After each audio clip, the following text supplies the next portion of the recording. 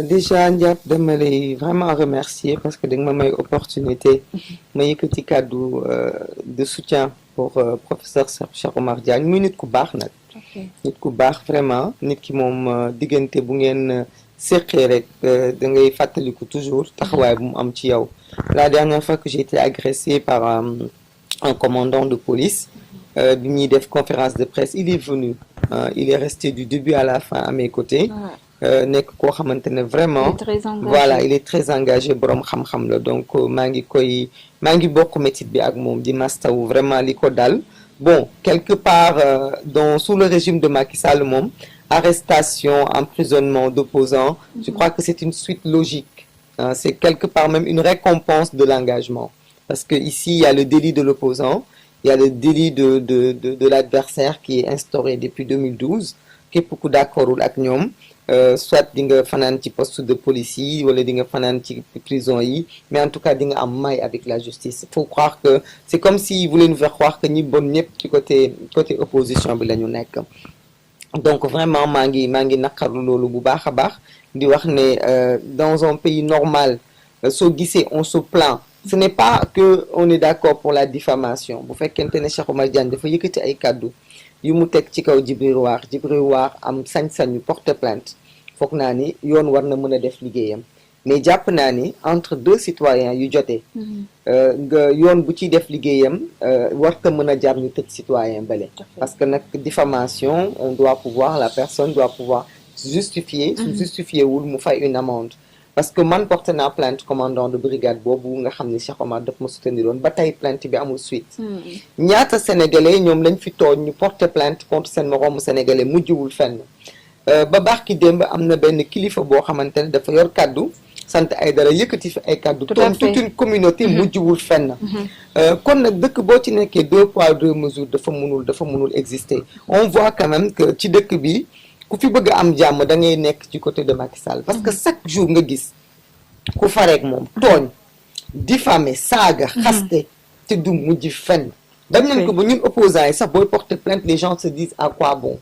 parce que plainte bi du mujj fenn ce n'est même pas instruit donc quand même 2 poids 2 mesures boobu moom la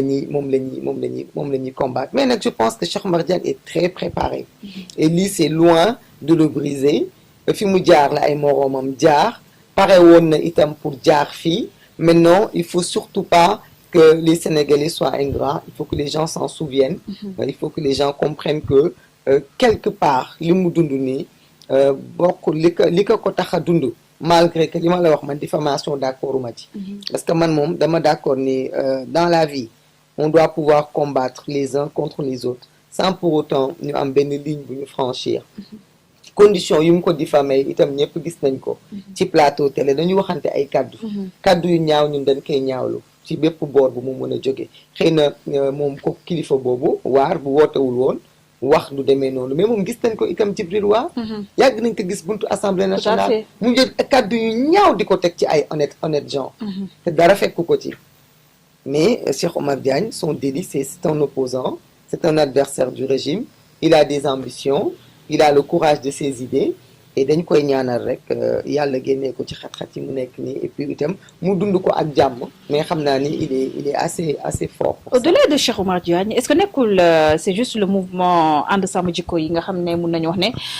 dafa am benn combat boo xam ne ñu ngi koy mener et c'est assez sensible mu nekk li nga xam ne mooy xeex lépp loo xam ne nekk na borom ñaari tur yi ñoom leen bëgg a noppiloo. waaw loolu moom c'est fort possible parce que xam nga nag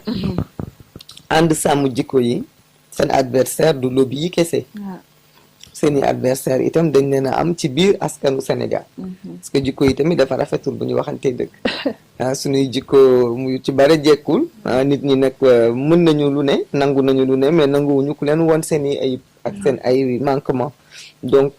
surtout sénégalais mu mel noonu je pense que c'est l'être humain lui-même qui est comme ça. En général on aime bien les gens yi porter yenn combat yi mais bu ñu demee ba di làqati suñu biir rek nit ñi ci seen biir toujours dafa am loo xam dañ koy bëgg nëppalante donc seen combat c'est un combat noble bu dul yomb mais foog naa ñoom itam mesurer nañu l'ampleur de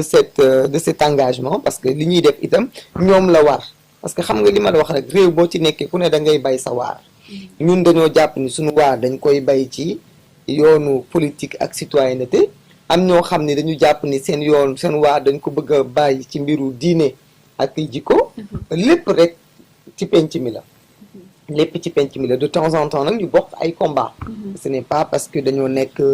jàpp ma ni ànd sàmm jikkoy opposition la ñu parce que dama jàpp ni rek des fois ñoom combat yoo xam ne mun nañ ko partager ak opposition et surtout bu dee dañoo bëgg a voter lu ay loi yoo xam ne majorité bi d'accord ci xëy na loolu moo tax de temps en temps ñuy am ay connivence mais nag li ma wax rek di leen encourager ku nekk itam da ngay mesurer sa engagement mesurer say propos itam parce que njàpp itam dëkk bi fi ñu toll nii mu ngi dem dans tous les sens mu ngi dem dans tous les sens ñu mën de vraiment su ma yar mayuma sax yenn émission yenn nit ñi ma leen di seetaan waaw parce que yarewuñu ma ko judduwuma ci màgguma ci war nañu mën a vraiment di waxante ay dëgg mais di ko laal itam ci yar ak teggin parce que loolu rek moom moo mën a jëriñ nit ñi waaw parce que wax moom bu ci teggin génnee rek dootul bare njëriñ. Le cas Capitaine Touré aussi on en parle Maïmouna mu mel ni comme de l'acharnement radié ñu bëri jàpp ne dañ ko accusé injustement génne li nga xam ne mooy ay PV dossier d'enquête sur l'affaire Adji Sarr Ousmane Sonko finalement mu nekk civil comme man ak yow ñu embauché ko woon fayene si liyaayam mais finalement gis nga sortie bi nga xam ne kii def na ko Guirassy di xam ne état bu Sénégal moo def si moom pression ba mu dem ba séddee dakkal contrat ak ki nga xam ne mooy Capitaine Touré au moment où le président de la République Macky Sall muy amal politique bu am solo par rapport ak li nga xam ne mooy xëy ndaw yi est-ce logique? non amul logique te bon aussi njàpp nga may ma préciser foofu tam benn affaire parce que on parle de Capitaine Touré engagement am sa posture c'est une posture patriote c'est une posture qu'on salue parce que quand même ñoom ñi nga xam ne dañoo sol ay tenues pour yor suñu kaaraange défendre ñu bu fekkente ne ci seen mission gis nañu ni liggéey bi ñu leen sant ça va à l'encontre de l'intérêt du peuple sénégalais am nañu aussi sañ-sañu am nañu taxawee mais je dis bien mais beaucoup de gens font benn amalgame bu ndaw que dafa fuiter ay PV je crois que ça c'est pas je ne pense pas avoir entendu Capitaine Touré mu wax ko mu d'accord ni moom mu fuiter loo PV yi. mais attends bu ko defoon aussi. voilà mais xaaral rek mu ñëw foofu ma ne gisuma radié nañ ko. gisuma fu mu ko nangoo donc je considère que il est présumé innocent. parce que il n'a pas été prouvé que moom moo ko fuité loo parce que gis nañu ni moom nekkatul ci biir dossier bi mais PV yaa ngi fuité ba tey. donc il y a quand même toujours des gens qui font fuiter ces PV et ces informations ça c'est de un. De deux même si c'est lui qui l'avait fait d'aucuns pensent que le fait de l'avoir radié mais peut suffire comme sanction parce qu'il a été radié il a payé pour s'il l'avait fait il a payé pour cela. C'est vrai. Donc il revient avec du mérite dellu école jàngi passer son master il revient pour servir la société on le lui refuse donc le président Macky Sall n'a qu'à supprimer le pouvoir discrétionnel qu'il a de faire le droit de grâce.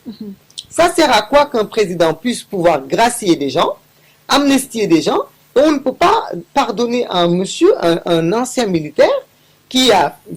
été radié qui est reparti tout seul avec ay moyens boppam ak volonté boppam ba tey mu mën a ñëw jàngale waat ñu bañal ko te ngay gis ay criminels barki démb ci mujj ay criminels yoo xamante ne dañ leen tëj ñu war a dee ci kaso bi président Macky Sall di xëy di leen gracier nit ki bu defee crime sax am na sañ-sañu am droit à une seconde chance à plus forte raison maintenant qu'on ne parle pas d'histoire de gendarmerie république j'ai entendu un monsieur là franchement bëgguma tudd turam parce que man d'habitude bëgguma tooñ surtout ci weeru koor lañ nekk ni dogooguma mais je dis tout simplement mag itam da nga war a bañal sa bopp yenn yi te gis nga Sénégal li mu gën a bañ mooy ko soxor ñun jikko yëpp am nañ ko ba mu des soxor te yenn ni acharnement la soxor la parce que kooku moom kii mënoon na nekk doomam ñu jox ko sa deuxième chance muy jàngale ñu may wax naan xale yi dañ leen war a won ay valeur ban contre valeur moo gën a bon sàcc ak fen mais gis nga communiqué bi nga xam ne ministère bi yow wàllum jàngale bu kaw bi aussi joxe wane na ko di xam ne amutoon des diplômes yi nga xam ne mooy tax mu prétendre jàngale à ces stations aussi. mais moom deful liggéey ministère boobu dafa waroon démissionner jour boobu parce que moom embauché nañu nit. donc ça veut dire que ici on peut embaucher n'importe qui comme professeur sans ñu xam ko. on sait comment ça se passe. voilà ñaata professeur ñoo fi nekk fii ci école privée yu ñu embauché yoo xam certificat amuñu ko. certificat laa lay wax ni de fin d'études amuñu ko ñuy jàngal suñu doom yi ñaata professeur kon daal moom dans les milliers de sénégalais yi fi nekk moom la ñu am temps traqué ko topp ko ba gis ne moom lii wala lii.